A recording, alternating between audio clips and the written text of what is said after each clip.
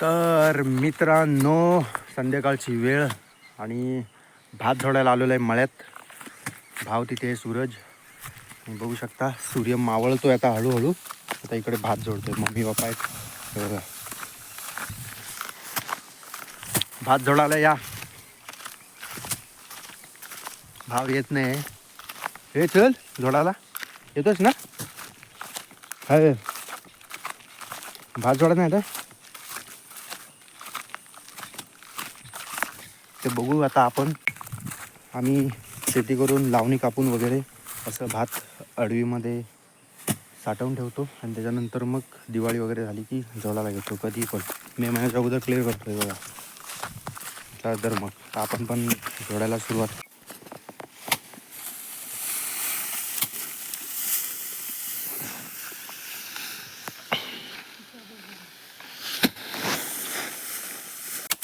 बघा मित्रांनो, अडवीवर चढलोय. अडवीवर व्ह्यू बघा वरून. चला पुन्हा एकदा भेटूया अशा छोट्याशा व्हिडिओमध्ये आपण.